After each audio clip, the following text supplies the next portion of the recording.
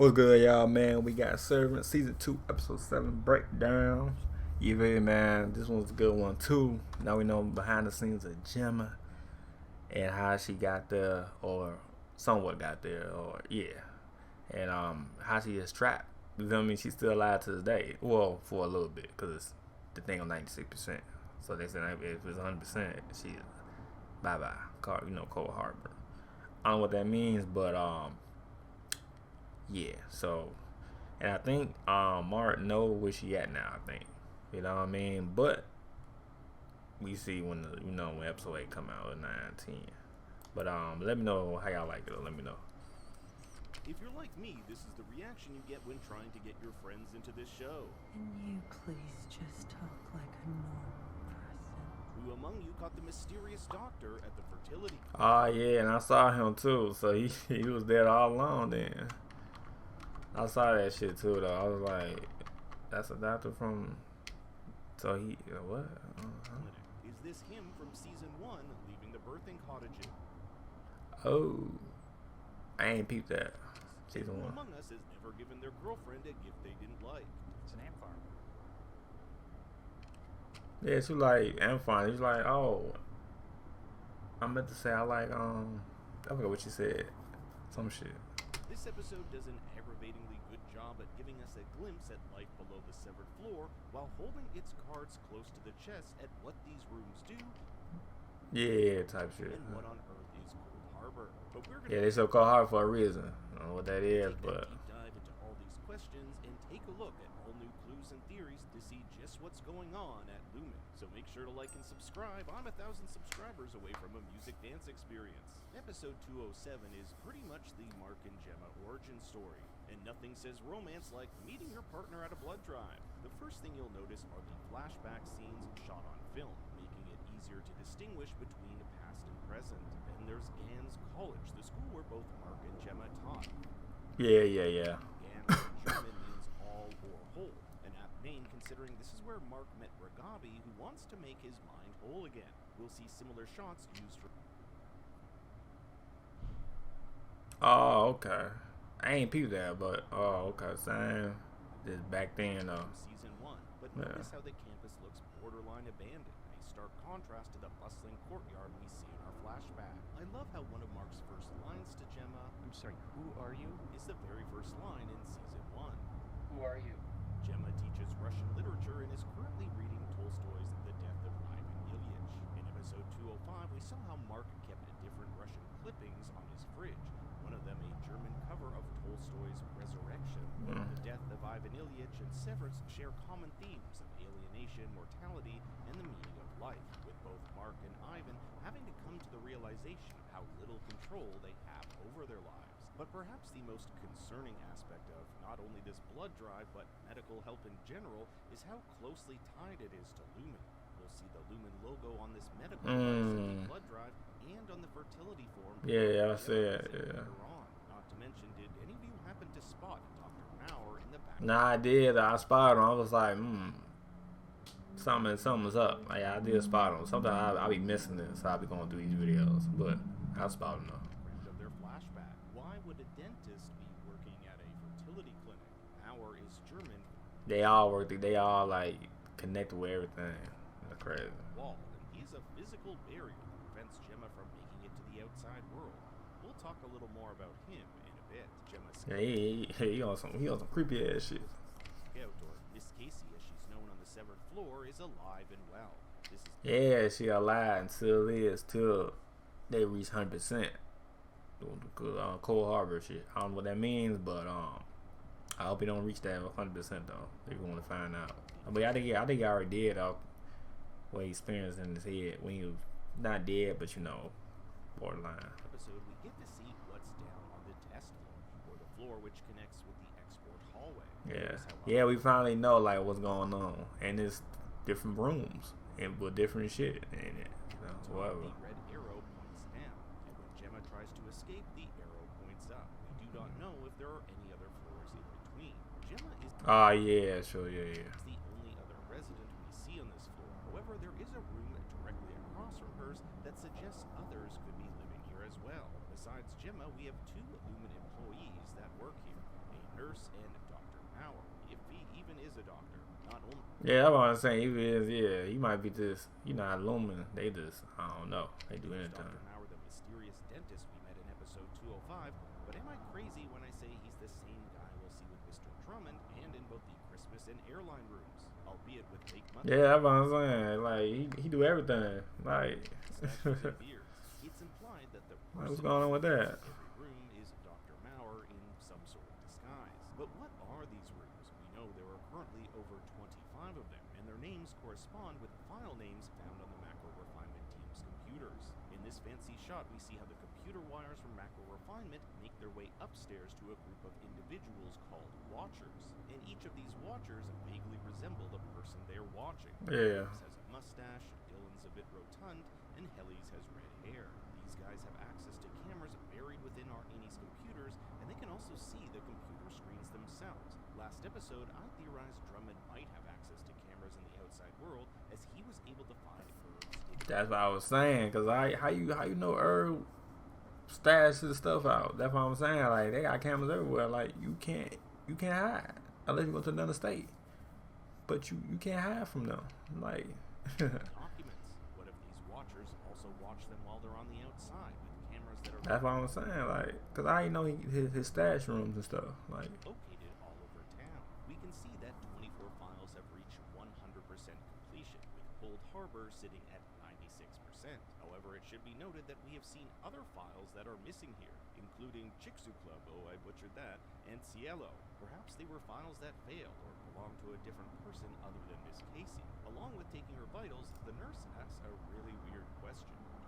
If you were caught in a mudslide, would you be more afraid of suffocating or drowning?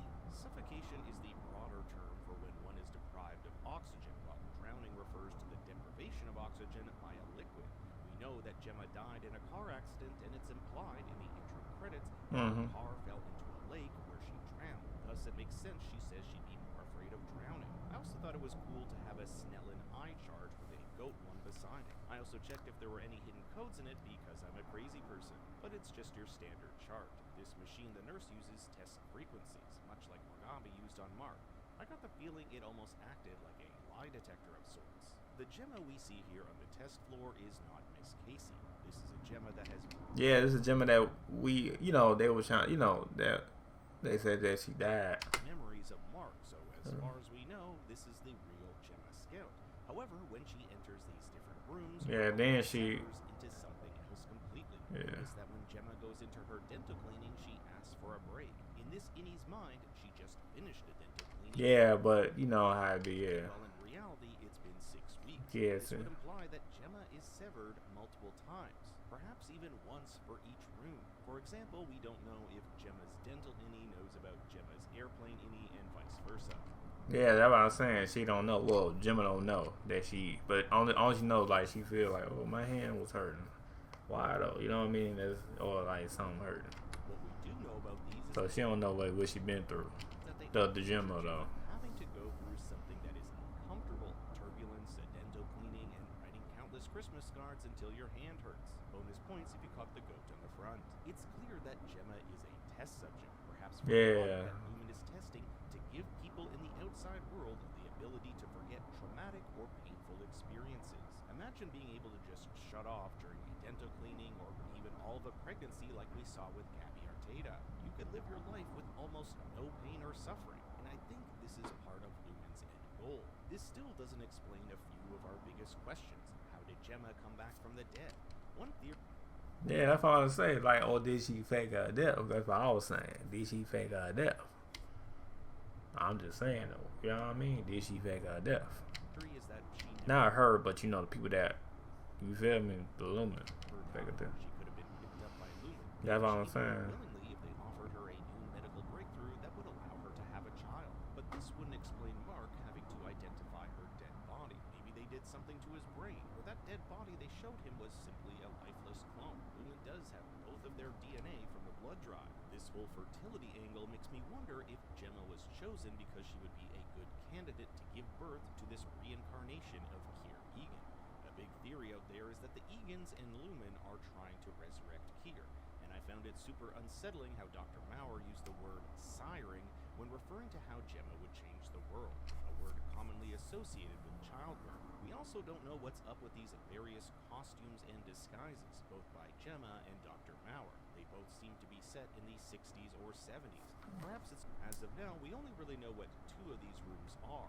Allentown, the Christmas room, and Wellington, the dentist. In season 1, Allentown was Mark's first completed file that he did so fast they called it his freshman flu.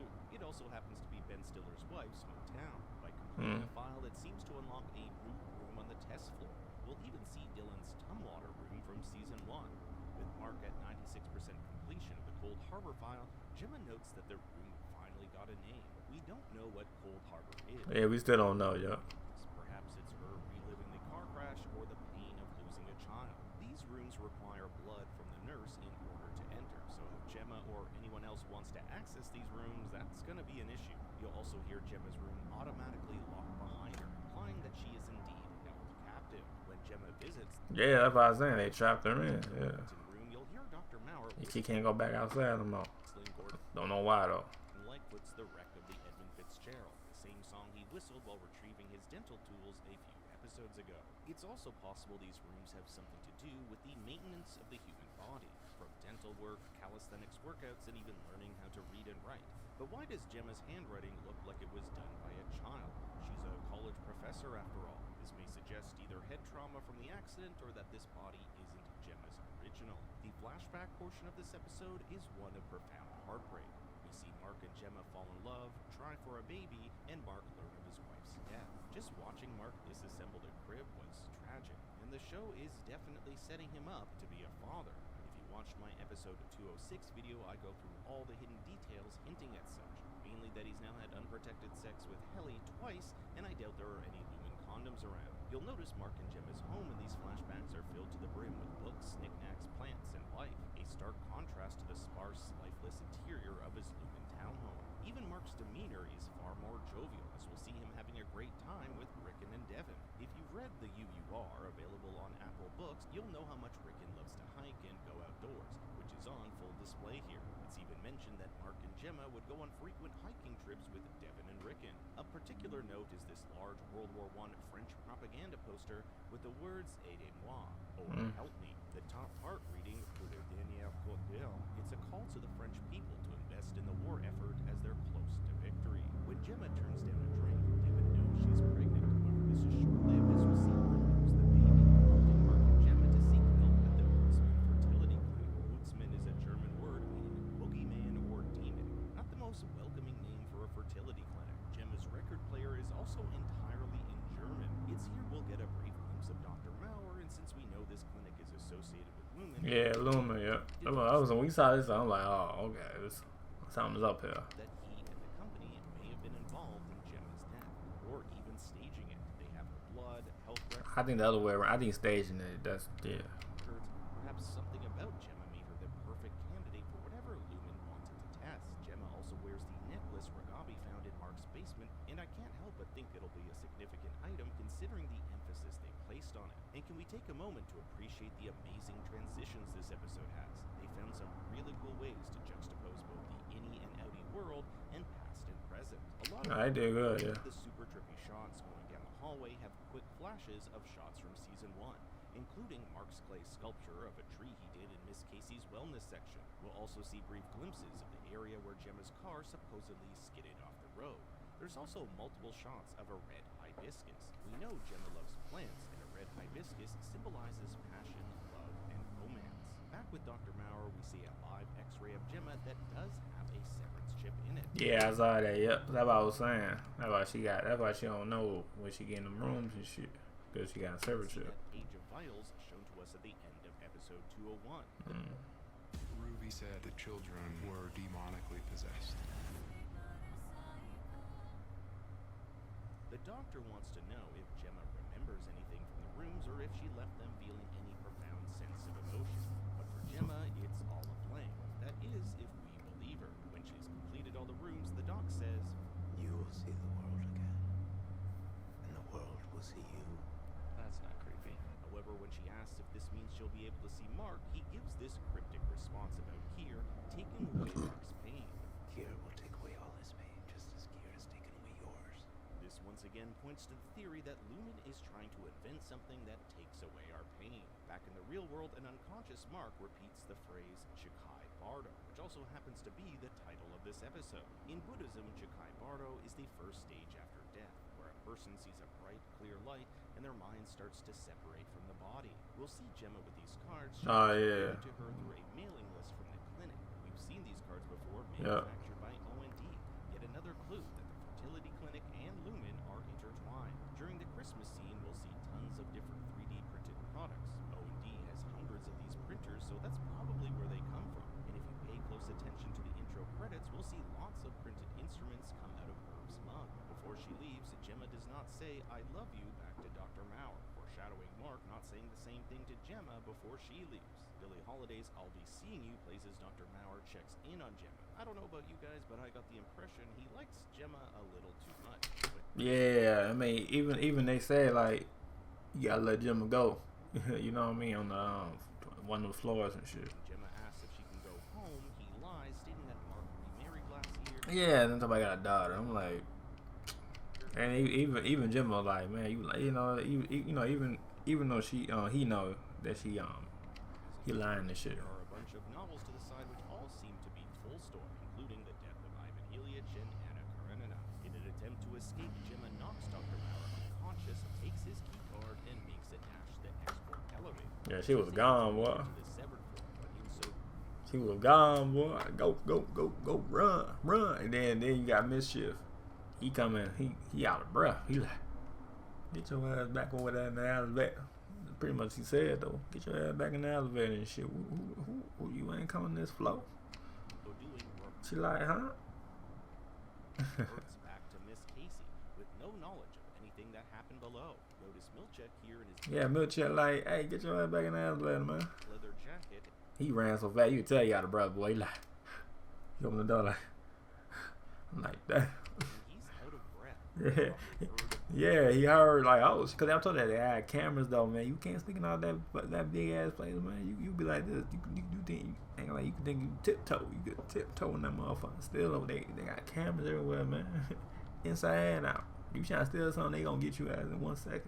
The breach Why would you even know? and immediately over. He tells Miss Casey that her Audi came down the wrong elevator while enjoying an art exhibition, which we know is complete bullshit. Miss Yeah, you already know Mischief, boy. He gonna lie and shit. You know what I'm saying? Casey wants to know how long she's been gone and also asks, Where's... Thank you, Miss Casey.